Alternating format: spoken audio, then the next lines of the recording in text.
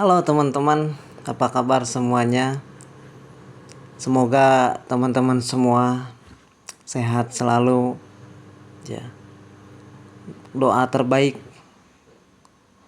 untuk semua yang menyaksikan video ini. Sebenarnya sih cuman mau curhat aja ya. Jadi posisi sekarang itu saya cerita istri saya ya. Istri saya itu kerja sebagai ART di Qatar ya. Tepatnya di Dubai. Ya. Majikannya itu purnawirawan tentara ya, dan suaminya, majikan laki-lakinya itu purnawirawan tentara, dan majikan perempuannya itu ya ibu rumah tangga biasa ya. Anaknya 5 dan semua lulusan universitas ya, tidak ada yang pendidikannya rendah.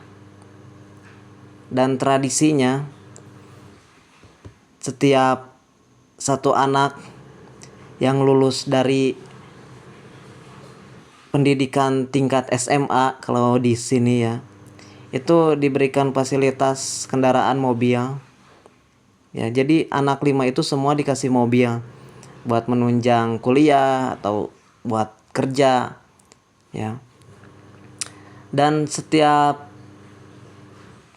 1 tahun 3 kali itu ya, dalam 1 tahun itu 3 kali liburan, kadang ke Bali, kadang ke Sydney ya, kadang ke Jepang ya, majikan laki-laki istri saya. Terus ngegaji ART pun sebenarnya mahal guys ya. Itu kalau dirupiahkan setiap bulan itu majikan istri saya itu hampir 14 juta masuk ke per bulan, itu bayar 14 juta karena istri saya itu digajinya atau di kontraknya per bulan gitu. Jadi setiap bulan itu 14 juta, cuman yang keterima sama istri saya ya cuman sekitar 6 lebihan lah, tergantung kalau lagi bagus atau enggaknya nilai tukarnya gitu ya.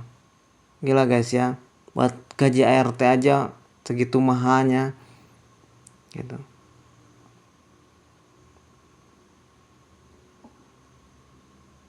Dan rencana sih kalau kedepannya saya juga mau berangkat ke Jepang ya lewat LPK ya, bayar mahal dikit nggak apa-apa lah ya, daripada saya di Indo gitu ya ngojol cuman cukup buat makan sehari-hari ya, pendapatannya gak jelas. Dan mirisnya lagi ya teman-teman, di kota saya itu ada pabrik besar ya, GSI dan Nike, itu pabrik besar. Dan parahnya lagi, parah sekaligus miris, itu semua sudah dimonopoli sama preman ya, preman yang terorganisir alias ormas yang bekerja sama dengan HRD. Jadi setiap ada perekrutan tenaga kerja itu melalui calo gitu ya guys. Sekarang tuh dengar-dengar ya, kemarin udah 7 juta, terus dengar lagi sekarang udah mintanya 12 juta. Cowok itu guys ya, 12 jutaan buat bisa masuk kerja ke pabrik.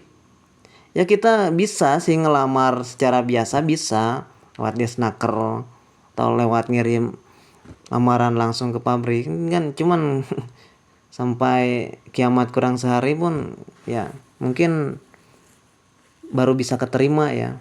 Itu pun kita baru masuk sehari besoknya kiamat. Kan sayang udah bayar 12 juta, nunggu lama-lama, terus besoknya kerja, besoknya lagi kiamat gitu. Kan konyol gitu ya guys. Belum lagi bikin lamaran, SKCK 35.000, kartu kuning 15.000, map amplop 5.000, ya, surat pernyataan, ya, surat izin orang tua, fotokopi KK, KTP, good looking, ya.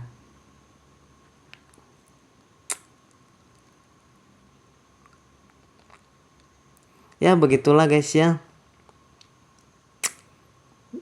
Sangat jauh gitu ya, sangat jauh. Benar, saya lihat sih, saya kan ngobrol sama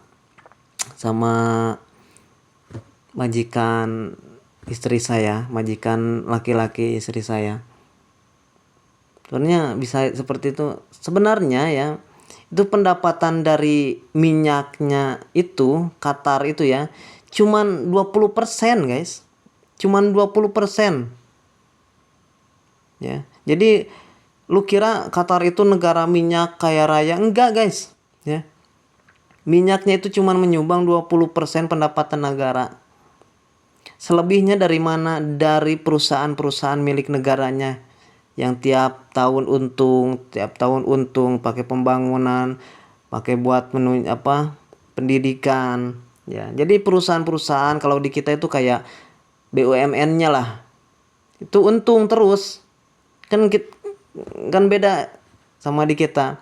Kita tiap beli bensin itu cash, tapi Pertamina-nya tiap tahun rugi. Kita bayar listrik cash, gak bayar listrik langsung mati, gelap gulita. Cash, tapi PLN tiap tahun rugi, ya. Anomali sih sebenarnya, kok bisa rugi ya gitu. Gak tahu juga sih ya. Mungkin gajinya terlalu besar kali ya. Kayaknya OB di Pertamina itu kayaknya 2M gitu ya. Jadi beban gajinya terlalu besar. Nggak tahu, itu menurut asumsi saya, ya. Jadi kapan ya gitu saya itu bisa menjadi tuan, ya, menjadi sejahtera di negeri sendiri. Saya bersyukur, sangat-sangat bersyukur. Masih banyak yang hidupnya lebih susah dari saya, ya.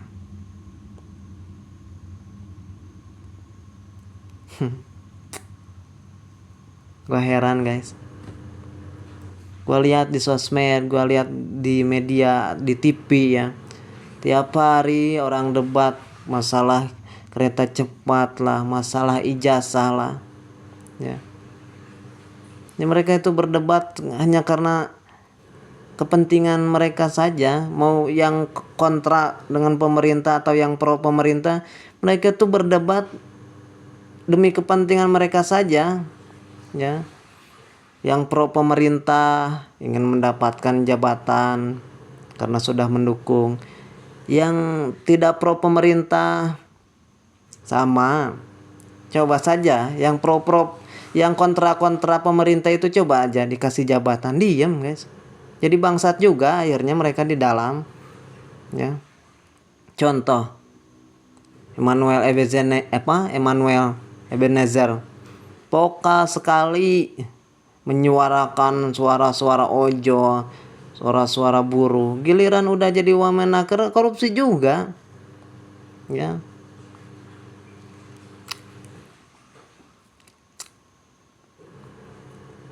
Ayolah kita sama-sama menciptakan kesadaran dari diri kita sendiri, ya. Ini menurut saya ya. Kita itu nggak usah lah tiap 5 tahun sekali itu, tiap pemilihan itu kita jadi tim suksesan, nggak usah lah, ya. kita nambah beban-beban dosa aja, kita gak dapat apa-apa ya, cuman dapat uang bensin aja ya. Nanti pemimpin yang kita dukung terus melakukan kezoliman, kita juga yang kena dosanya ya. Gak usahlah tim suksesan ya. Kalian memilih karena memang kalian bisa memilih, yang dipilih pantas untuk dipilih, dan yang tidak bisa memilih golput saja. Golput saja. Kalian golput pun tidak masuk penjara ya. Daripada kalian menciptakan pemimpin yang zolim, mending kalian golput ya. Itu kesadaran dari kita bangun, kita ciptakan. Karena apa?